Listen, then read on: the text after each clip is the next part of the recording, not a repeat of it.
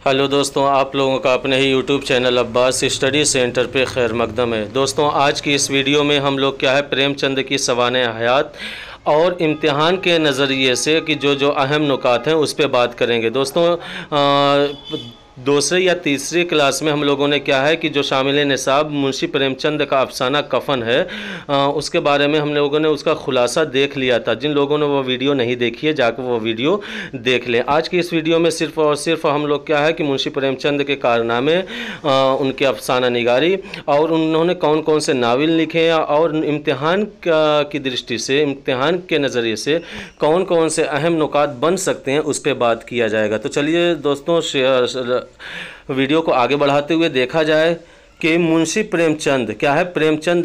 प्रेमचंद का असल नाम क्या है? धनपत राय था। क्या था?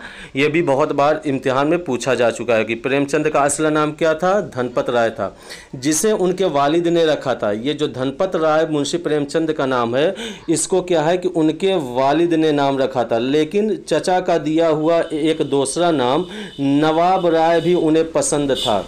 दोस्तों, बहुत बार इम्तिहान में ये भी पूछा जाता है कि क्या है कि नवाब राय के नाम से किसने अफसाना लिखा है, तो वह कौन थे? मुंशी प्रेमचंद थे। तो धनपत राय इनका असल नाम, जिसको उनके वालिद ने रखा था, और नवाब राय उनके चचा का नाम, उनके चचा का दिया हुआ नाम था। ठीक, प्रेमचंद पहले कलमी नाम के तौर पर नवाब राय ही इस्तेमाल करते थे। जब ये क्या है कि अदब में अपनी तहरीरात, अपनी तसानीफ़ तहरीर करना शुरू किए, तो शुरू में क्या है कि ये अपना कलमी नाम, जिसको उनके चचा ने दिया था नवाब राय, इसी का इस्तेमाल करते थे। लेकिन अफसानवी मजमुआ सोज़े वतन, जो शाया हुआ जून 1908 होगा। कितना है? 1908 है। ठीक, इसको करेक्शन कर लीजिएगा आप लोग, 1908 है। जब उनका क्या है सोज़े वतन जो शाया हुआ 1908 में, जब ये सोज़े वतन अफसानवी मजमुआ क्या ज़ब्त हो गया, तो उनके दोस्त क्या है, किसके दोस्त? मुंशी प्रेमचंद के दोस्त, जो ज़माना के एडिटर थे। कौन थे? दया नारायण निगम के मशवरे पर प्रेमचंद के नाम से लिखना शुरू किया। दोस्तों, कहने का मतलब यह है कि शुरुआत में प्रेमचंद नवाब राय के नाम से लिखते थे, लेकिन क्या है कि जब उनका अफसानवी मजमुआ सोज़े वतन जो शाया हुआ था 1908 में जब यह ज़ब्त हो गया, तो क्या है कि उनके दोस्त, जिनका नाम दया नारायण निगम था, जो कि क्या है कि रसाला ज़माने के एडिटर भी थे, इनके मशवरे पर मुंशी प्रेमचंद ने प्रेमचंद के नाम से लिखना शुरू किया। ठीक, बड़े घर की बेटी प्रेमचंद की पहली कहानी है, जो प्रेमचंद के नाम से पहली बार रिसाला ज़माना दिसंबर 1910 के शुमारे में शाया हुई थी। अब देखिए दोस्तों, क्या है कि नवाब राय नाम का जब इन्होंने तर्क कर दिया, तो जब प्रेमचंद के नाम से पहली जो कहानी इन्होंने लिखी थी वह कौन सी थी? वह बड़े घर की बेटी थी। कौन सी थी? बड़े घर की बेटी। और ये बड़े घर की बेटी क्या है कि दया नारायण निगम के रिसाला ज़माना में क्या है दिसंबर 1910 के शुमारे में शाया हुई थी। कौन सी कहानी? बड़े घर की बेटी, जो कि मुंशी प्रेमचंद की कहानी थी। ये पहली कहानी थी जिसमें उन्होंने क्या है प्रेमचंद का नाम इस्तेमाल किया था। ठीक, फिर उसके बाद क्या है कि बताया जा रहा है कि प्रेमचंद 31 जुलाई 1880 को बनारस के लम्ही नामी गांव के श्रीवास्तव घराने में पैदा हुए थे। इनकी पैदाइश कहाँ पे हुई थी? बनारस में हुई थी। कहाँ पे? लम्ही नामी गांव में। किस घराने में? श्रीवास्तव घराने में पैदा हुए थे। ठीक, प्रेमचंद का इंतकाल 18 अक्टूबर 1936 को बनारस में हुआ था। बनारस में पैदा भी हुए और बनारस में इनका इंतकाल भी हुआ था। ठीक, फिर उसके बाद क्या है दोस्तों, आगे बताया जा रहा है कि क्या है कि प्रेमचंद के वालिद का नाम मुंशी अजायब लाल था, जो डाक खाना में क्लर्क थे। दोस्तों, ये भी क्या है कि एग्ज़ाम में पूछा जा चुका है कि मुंशी प्रेमचंद के वालिद का पेशा क्या था? वो क्या था? क्लर्क थे। क्या थे? डाक खाने में क्लर्क थे। प्रेमचंद की वालिदा का नाम आनंदी देवी था और दादा का नाम गरसहाय लाल था। क्या था? गरसहाय लाल था। तो इनके वालिद का नाम क्या था? मुंशी अजायब लाल। दादा का नाम क्या था? गरसहाय लाल। और उनकी वालिदा का नाम, माता का नाम क्या था? आनंदी देवी था। प्रेमचंद को दस्तूर के मुताबिक 5 साल की उम्र में 1985 में एक मौलवी साहब के यहाँ उर्दू फ़ारसी पढ़ने बिठाया गया। यह उनका पहला मकतब था। किसका पहला मकतब था? जो कि 1985 में ये शुरू किए थे, जब ये 5 साल के थे। ठीक। प्रेमचंद की उम्र 8 साल थी कि उनकी मां आनंदी देवी का इंतकाल 1888 में हो गया था। 1888 में, ये वो सन है कि क्या है कि आनंदी देवी का इंतकाल किस सन में हुआ था? 1888 में हुआ था। प्रेमचंद की उम्र 15 साल की थी कि 1896 में उनकी वालिद ने मौजा रामपुर ज़िला बस्ती के एक ज़मींदार घराने में उनकी शादी कर दी थी। जब ये 15 साल के ही थे तो उनके क्या है कि रामपुर ज़िला बस्ती के एक ज़मींदार घराने में मुंशी प्रेमचंद के वालिद, जिनका नाम अजायब लाल था, क्या इन्होंने उनकी शादी कर दी थी। प्रेमचंद ने मैट्रिक का इम्तिहान 2nd डिवीज़न में 1898 में पास किया। ठीक। फिर उसके बाद क्या है कि बताया जा रहा है कि मुंशी प्रेमचंद ने जो अदबी आगाज़ किया था वो किस तरीके से किया था। प्रेमचंद ने अपनी अदबी ज़िंदगी का आगाज़ एक नाविल्ट का नाम क्या था? एक मामू का रूमान लिख कर 1901 में किया था। अपनी अदबी ज़िंदगी का आगाज़ कैसे किया था? एक मामू का रूमान नाविल्ट लिख कर, किस सन में? 1901 में लिख कर किया था। प्रेमचंद का पहला अफसाना क्या है? असरार माबिद है। बनारस के एक हफ्तावार आवाज़ हक में क्या है कि 8 अक्टूबर 1903 से किस्तवार शाया होना शुरू हुआ था। ठीक। तो प्रेमचंद का पहला नावल कौन सा है? असरार माबिद है। क्या है? असरार माबिद है। और इनका पहला जो अफसाना है वह क्या है कि दुनिया के सबसे अनमोल रत्न है। दुनिया का सबसे अनमोल रत्न है। किसका? प्रेमचंद का पहला अफसाना है वो। ठीक। फिर उसके बाद बताया जा रहा है कि क्या है कि प्रेमचंद की दूसरी शादी ज़िला फतेहपुर मौजा सलीमपुर की बेवा शिवरानी देवी, क्या है कि दूसरी शादी इनकी कब हुई थी? 1905 में हुई थी। ठीक। और उसकी कहाँ पे हुई थी? किससे हुई थी? शिवरानी देवी से हुई थी।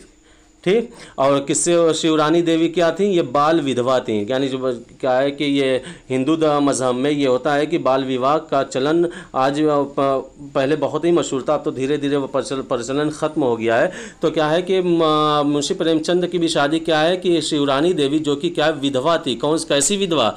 बाल विधवा थी। शुरुआत में बचपन ही में इनकी शादी कर दी गई थी, लेकिन विदाई वगैरह नहीं हुई थी। और उनके हस्बैंड क्या है, शिवरानी देवी के हस्बैंड का डेथ हो गया, इंतकाल हो गया। तो फिर उसके बाद क्या है कि प्रेमचंद ने दूसरी शादी 1905 में इससे की थी। ठीक। फिर उसके बाद क्या है कि प्रेमचंद सब डिप्टी इंस्पेक्टर मद्रास होकर महबूबा ज़िला हमीरपुर 24 जून 1909 को गए थे। ठीक। क्या है? हमीरपुर ये कब गए थे? 24 जून 1909 को ये हमीरपुर गए थे। कौन? प्रेमचंद ने अंग्रेज़ी, तारीख़ी और फ़ारसी के मज़ामीन में इलाहाबाद यूनिवर्सिटी से BA का इम्तिहान 2nd डिवीज़न से 39 साल की उम्र में 1919 में पास किया था।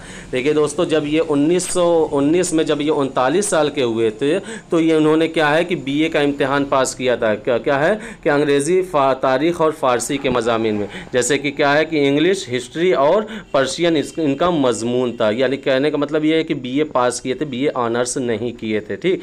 इनके BA में क्या है 3 सब्जेक्ट, 3 मजमून थे। पहला क्या? अंग्रेज़ी, तारीख़ और फ़ारसी था, जो कि इलाहाबाद यूनिवर्सिटी से किया था और 2nd डिवीज़न में किया था और 39 साल की उम्र में 1919 में किया था। प्रेमचंद ने मुलाजमत से इस्तीफ़ा 1921 में दिया था। ये भी एग्ज़ाम में पूछा जा चुका है कि प्रेमचंद ने अपने मुलाजमत से इस्तीफ़ा किस सन में दिया था? तो 1921 में दिया था। ठीक। प्रेमचंद को क्या है कि शिव प्रसाद गुप्त ने 150 रुपये के मशाहिर पर हिंदी माहनामा मर्यादा का एडिटर 1922 में मुकर्रर किया था। किसने मुकर्रर किया था? शिव प्रसाद गुप्त ने। ठीक। और क्या है कि मर्यादा का एडिटर हिंदी माहनामा मर्यादा का एडिटर 1922 में मुकर्रर किया था। प्रेमचंद ने फिराक और दो हिस्सेदारों की शिरकत से बनारस में सरस्वती प्रेस 1923 में कायम किया था। दोस्तों इन्होंने जब क्या है सरस्वती प्रेस कायम करना चाहा तो क्या है कि इनके साथ फिराक भी थे और दो हिस्सेदार और थे। इन चारों ने मिलकर क्या है कि सरस्वती प्रेस का कायम किया। किस सन में? 1923 में कायम किया।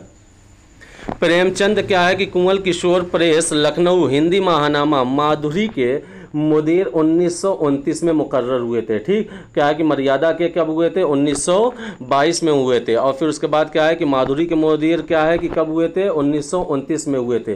प्रेमचंद ने सरस्वती प्रेस से रिसाला हंस हिंदी में 1930 में जारी किया था। ठीक, देखिए दोस्तों क्या है कि जब इसका प्रीवियस मैंने देखा तो उसमें पूछा गया था कि प्रेमचंद ने बनारस से कौन सा रिसाला निकाला था, तो उसमें क्या है कि हंस था। क्या था? हंस सही जवाब उसका था। और इन्होंने क्या है कि जागरण भी क्या है कि हंस बनारस से निकाला था, लेकिन ऑप्शन में जागरण नहीं था। क्यों? क्योंकि जैसे कि प्रेमचंद ने सरस्वती प्रेस से, अब सरस्वती प्रेस कहाँ पे इन्होंने कायम किया था? वो बनारस में कायम किया था। किस सन में? 1923 में कायम किया था। और इसी सरस्वती प्रेस से रिसाला हंस हिंदी में 1930 में निकाला था। ठीक, ये बहुत ही मशहूर रिसाला है, बार बार इम्तिहानात में पूछा जाता है। प्रेमचंद की दूसरी बीवी शिवरानी देवी को नमक कानून तोड़ने के जुर्म में 11 नवंबर 1931 को गिरफ्तार किया गया था।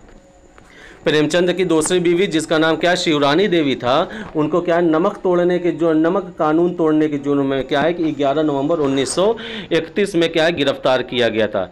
प्रेमचंद ने हफ्तावार अखबार जागरण बनारस 1931 में जारी किया था। ये क्या है कि जागरण क्या है? हफ्तावार अखबार था। और ये क्या है कि हंस क्या है कि हिंदी रिसाला था। ठीक, और ये क्या 1930 में निकाला हंस को, और जागरण क्या ये भी बनारस से 1931 में निकाला था। ठीक, फिर उसके बाद दोस्तों बताया जा रहा है कि Premchand Ajanta toon film committee के डायरेक्टर एम भवानी की दावत पर बम्बई जून 1934 में गए थे। यह क्या है कि बम्बई का सफ़र किस सन में किया था? 1934 में किया था, जून 1934 में किया था। और किसकी दावत पर? एम भवानी की दावत पर, जो कि क्या है कि ये क्या है अजंता टून फिल्म कंपनी के डायरेक्टर थे। क्या नाम था? एम भवानी का। इनके बुलावे पर क्या है कि प्रेमचंद क्या है जून 1934 को बम्बई गए थे और फिल्मों के लिए अपनी पहली कहानी मैं मजदूर लिखी थी। क्या है फिल्मों के लिए इन्होंने जो पहली कहानी लिखी थी वो क्या, उस कहानी का नाम क्या था? मैं मजदूर। ठीक, फिर उसके बाद क्या है कि बताया जा रहा है कि प्रेमचंद डायरेक्टरों के रवैये से बददिल होकर बनारस वापस 1935 में आ गए थे। ये ज़्यादा दिन तक क्या है फिल्म इंडस्ट्रीज़ में नहीं रहे, बल्कि क्या है कि 1934 में गए और क्या है कि 1935 में क्या है डायरेक्टरों के रवैये से बददिल होकर ये बनारस वापस आ गए थे। प्रेमचंद ने अंजुमन तरक्की पसंद मुसन्निफीन की पहली कॉन्फ्रेंस की सदारत लखनऊ में 1936 में की थी। ठीक, जो तरक्की पसंद तहरीक की जो कॉन्फ्रेंस हुई थी, क्या है कि पहली सदारत लखनऊ में मुंशी प्रेमचंद ने ही की थी।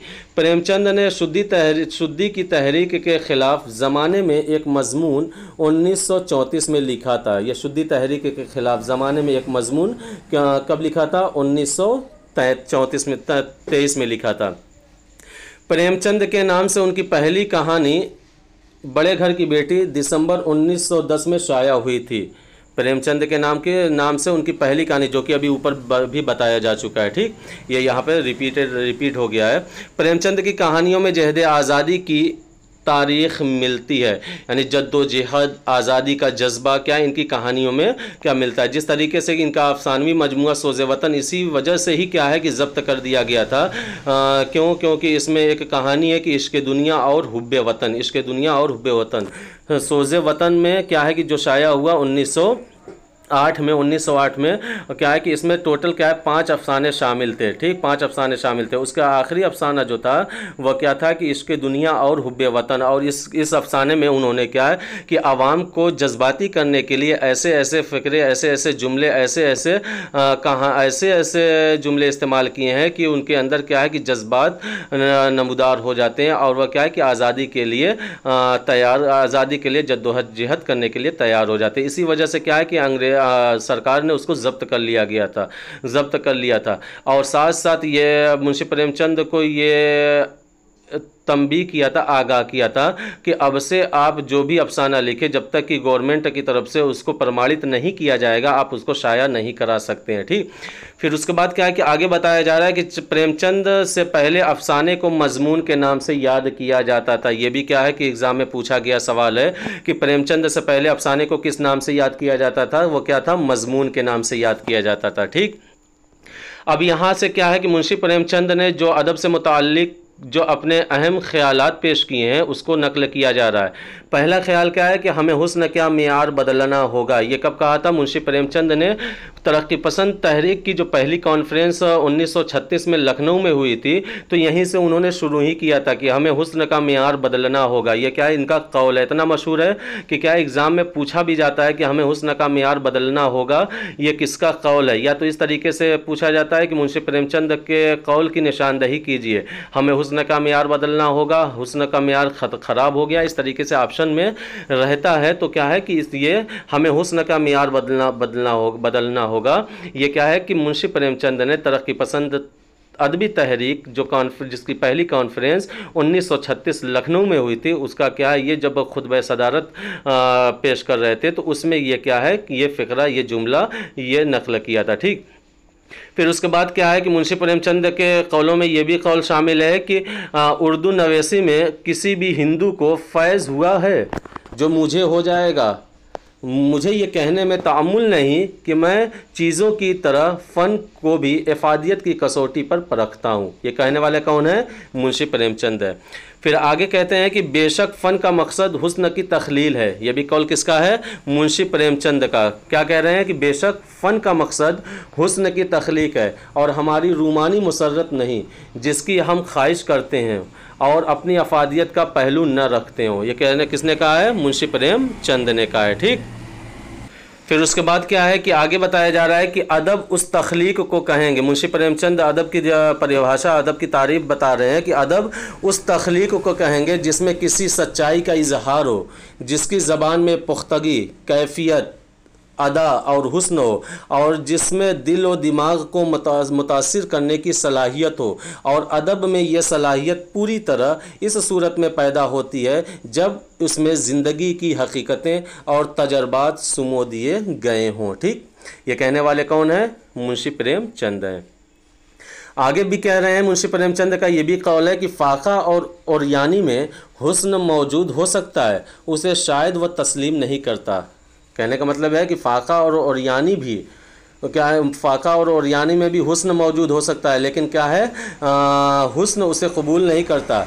उसने तय कर लिया है कि रंगीन होठों और रुखसारों, अबरुओं में फ़िलवाक़ई हुस्न मौजूद है। उलझे हुए बालों, पपड़ियाँ पड़े होठों और रुखसारों में हुस्न का गुज़र कहाँ, लेकिन यह उसकी तंग नज़री का कसूर है। यह हुस्न की तंग नज़री का कसूर है कि क्या है कि पपड़ियाँ पड़े होठों पे वो हुस्न नहीं देखता है, रुखसारों पे हुस्न नहीं देखता है, उलझे हुए बालों पे हुस्न नहीं देखता, ये उसकी तंग नज़री का कसूर है, ठीक।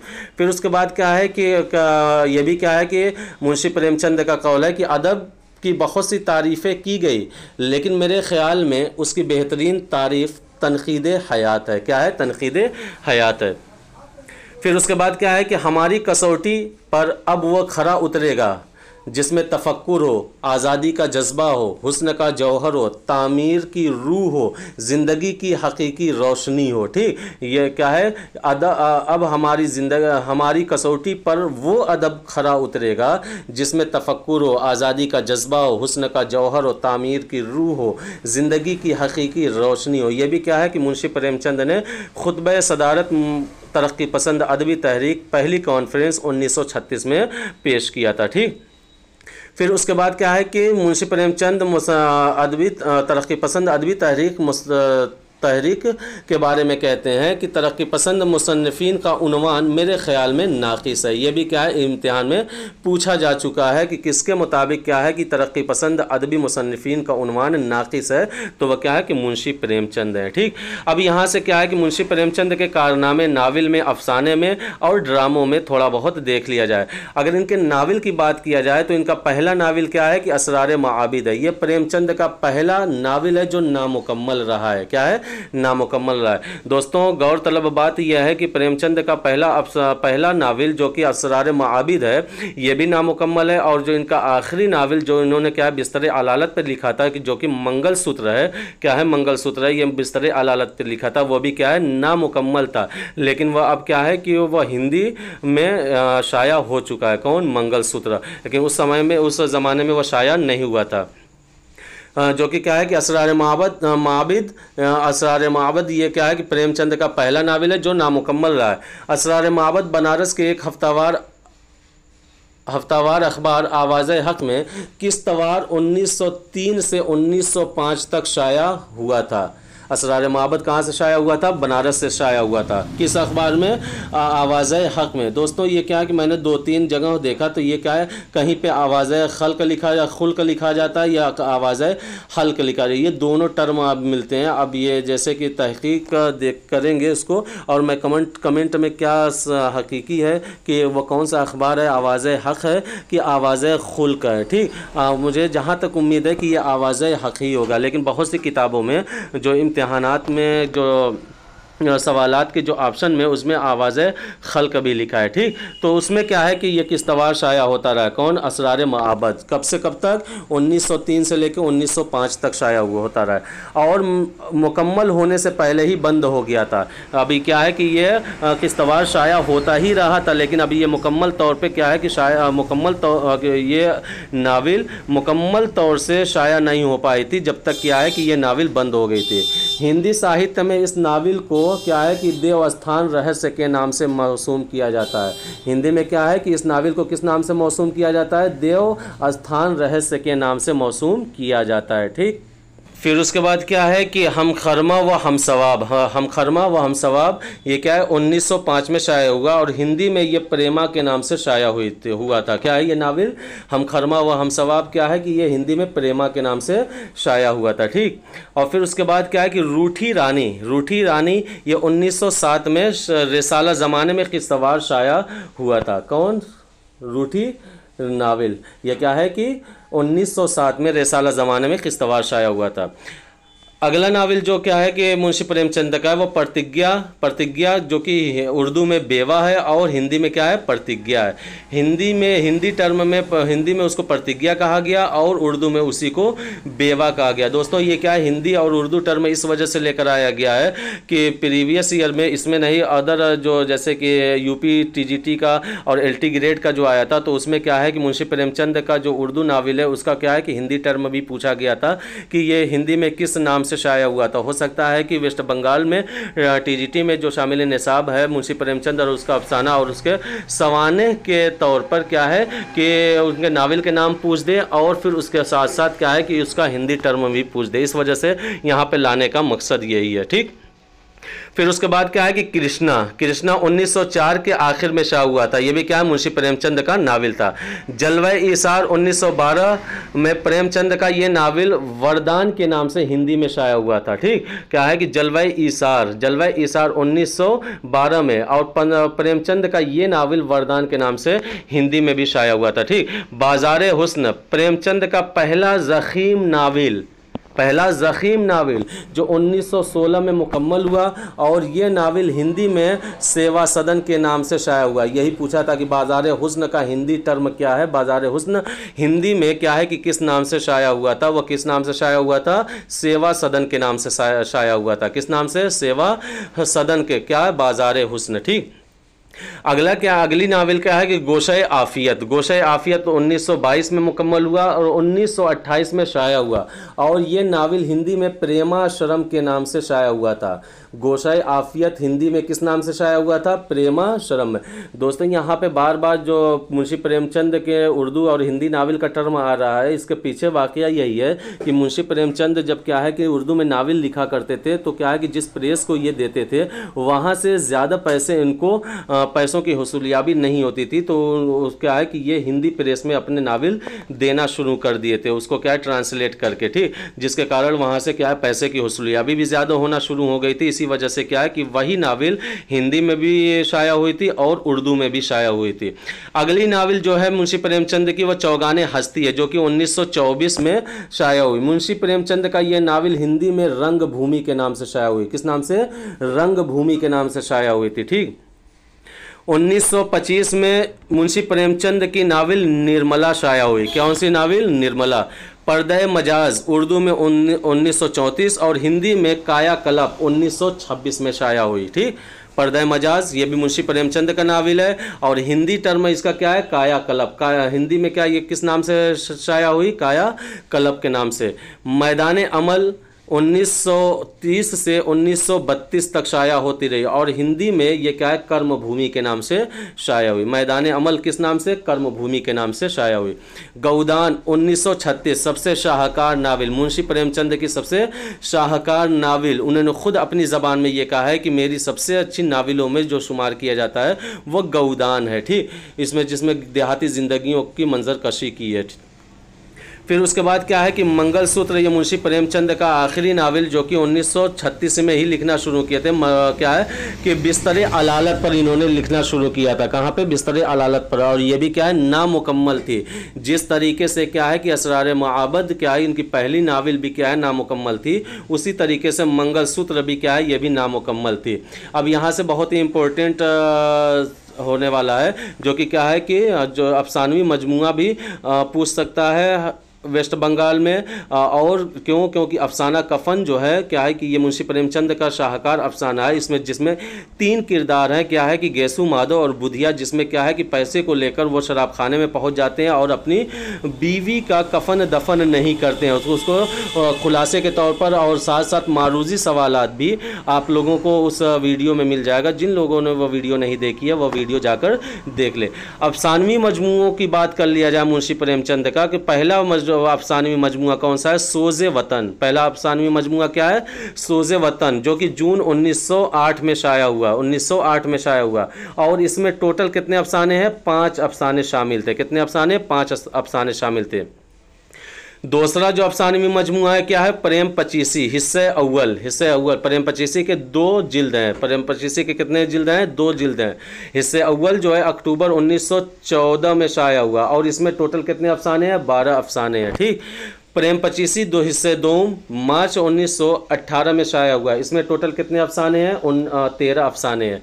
प्रेम बत्तीसी हिस्से अव्वल, प्रेम बत्तीसी के भी कितनी जिल्द हैं? 2 जिल्द हैं, 2 हिस्से हैं। पहला हिस्सा जो है दिसंबर 1920 में शाया हुआ, और इसमें टोटल कितने अफसाने हैं? 16 अफसाने हैं। प्रेम बत्तीसी भी क्या है? हिस्से 2 करके सितंबर 1920 में शाया हुआ, और इसमें भी कितने हैं? 16 अफसाने शामिल हैं। खाके परवाना अप्रैल 1928 में शाया हुआ, और इसमें भी कितने अफसाने हैं? 16 अफसाने हैं। ख्वाबो ख्याल मुंशी प्रेमचंद का ये अफसानवी मजमूआ मई 1928 में शाया हुआ, और इसमें टोटल कितने अफसाने हैं? 14 अफसाने शामिल हैं। फिरदौसे ख्याल ये भी क्या है? अफसानवी मजमूआ है। किसका? मुंशी प्रेमचंद का, जो कि शाया हुआ 1929 में। इसमें टोटल कितने अफसाने हैं? 12 अफसाने हैं। प्रेम चालसी 2 हिस्से, हिस्से अव्वल 1930 में शाया हुआ। इसमें कितने अफसाने हैं? 20 अफसाने हैं। प्रेम चालसी हिस्से 2, इसमें भी जो कि शाया हुआ 1930 में। इसमें कितने अफसाने हैं? 20 अफसाने हैं, ठीक। आखिरी तोहफा 1934 में शाया हुआ प्रेमचंद का अफसानवी मजमूआ। इसमें कितने अफसाने हैं? 13 अफसाने हैं। दूध की कीमत ये क्या है, अफसानवी मजमुआ 1937 में शाया हुआ, जो कि उनके मरने के बाद 9 अफसाने शामिल है। ज़ादे राह 1936 में कितने अफसाने हैं, 15 अफसाने हैं। वारदात मुंशी प्रेमचंद का आखिरी अफसानवी मजमुआ है, जो उनके इंतकाल के बाद 1937 में शाया हुआ था, 1937 में शाया हुआ था। दोस्तों यहाँ पे दूध की कीमत, यहाँ पे डेट जो इशू डेट है या जो पब्लिकेशन डेट है, यहाँ पे कंफ्यूज है थोड़ा सा, इसको अभी रोके रहिएगा। मैं कमेंट बॉक्स में इसका जो दूध की कीमत किस सन में शाया हुआ वो लिख दूंगा, आप लोग कमेंट में जाकर देख लेंगे, ठीक। प्रेमचंद के अफसानों की अगर प्रेमचंद के ड्रामों की बात कर लिया जाए तो इन्होंने क्या है कि 3 ड्रामे लिखे थे। संग्राम 1923 में लिखा था, करबला 1924 में लिखा था, और प्रेम की देवी प्रेमचंद ने जो ड्रामा लिखा था वो 1923 में लिखा था। किस सन में, 1923 में। संग्राम 1923 में, करबला 1924 में, और प्रेम की देवी भी क्या 1923 में लिखा था। प्रेमचंद के मुतालिक मुख्तलिफ आरा और ख्याल यहाँ पे अब बताया जा रहा है कि जो अदीब शोरा प्रेमचंद के बारे में जो अपने अपने ख्यालात ज़ाहिर किए हैं वह यहाँ पे नकल किया जाता है। ये भी बहुत ही इम्पोर्टेंट बने इंशाल्लाह होगा, ठीक। तुम्हारी कहानियों में क्या है कि सेडिशन, बगावती अंदाज, सेडिशन मीन्स क्या होता है, ये इंग्लिश टर्म है। सेडिशन बगावती अंदाज भरा हुआ है। अगर तुम मुग़लों के अहद में होते तो इस जुर्म के बदले तुम्हारे हाथ कलम करा दिए जाते। ये किसने कहा है, हाँ क्या है कि हमीरपुर का अंग्रेज़ कलेक्टर, ये किसने कहा है, हमीरपुर का अंग्रेज़ कलेक्टर ने कहा है। क्या कहा है कि तुम्हारी कहानियों में क्या सेडिशन बगावती अंदाज भरा पड़ा है। अगर तुम मुग़लों के काल में होते, मुग़लों के ज़माने में होते तो इस जुर्म के बदले तुम्हारे हाथ कलम कर दिए जाते। प्रेमचंद ने मेहनतकश को अफसाने का हीरो बनाया है। किसने कहा है, एहतशाम हुसैन ने कहा। दोस्तों यहाँ पे गौरतलब बात ये भी है कि प्रेमचंद की कहानियों में देहाती और मुतवस्सित तबकों के किरदार ज़्यादा से ज़्यादा इस्तेमाल किए गए हैं। फिर अगला क्या है कि शराफत प्रेमचंद के कलम की जान और रूह इंसानियत की बेदारी उनके अफसानों का उन्वान है। ये किसने कहा है, अब्दुल माजिद दरियाबादी ने कहा है। अगर कोई प्रेमचंद के हिंदुस्तान का मुताला करना चाहता है तो उसको गौदान का मुताला करना चाहिए। कि किसने कहा है, सलाम सिंदेलवी ने कहा है। सलाम सिंदेलवी ने कहा है कि अगर प्रेमचंद के हिंदुस्तान का मुताला करना हो, क्यों, क्योंकि उन्होंने पूरा हिंदुस्तान एक गांव में रख दिया है। क्या है कि गांव की अक्कासी की है, वहाँ के लोगों की मंजरकशी की है, और किस तरीके से वो अपने क्या है कि ज़िंदगी का गुजर बसर करते हैं, क्या है कि उसकी पूरी की पूरी अक्कासी गौदान में की है। इसी वजह से क्या है कि सलाम सिंदेलवी ने ये कहा है कि अगर तुम्हें प्रेमचंद के हिंदुस्तान का मुताला करना है तो क्या है कि गौदान का मुताला करना चाहिए। रशीद अहमद सिद्दीकी ने प्रेमचंद को चलता फिरता गांव कहा है। ये बहुत ही इंपॉर्टेंट पॉइंट है कि किसने क्या है, प्रेमचंद को चलता फिरता गांव कहा है। प्रेमचंद को रशीद अहमद सिद्दीकी ने चलता फिरता गांव का है। दोस्तों आज की वीडियो यहीं पे ख़त्म होती है। उम्मीद है कि वीडियो पसंद आई होगी। लाइक करें, शेयर करें, सब्सक्राइब करें, और अपने दोस्तों को भी क्या है कि ज़्यादा से ज़्यादा जुड़ने की राय दें। और हमारा टेलीग्राम और व्हाट्सएप ग्रुप जो कि क्या है डिस्क्रिप्शन में उसका लिंक दिया गया है, उससे भी ज्वाइन हो जाएं आप लोग। मिलते हैं अगली वीडियो में एक नई वीडियो के साथ, जब तक कि आप लोग अपने अपने इम्तिहानात की तैयारी करते रहें। अल्लाह हाफिज़।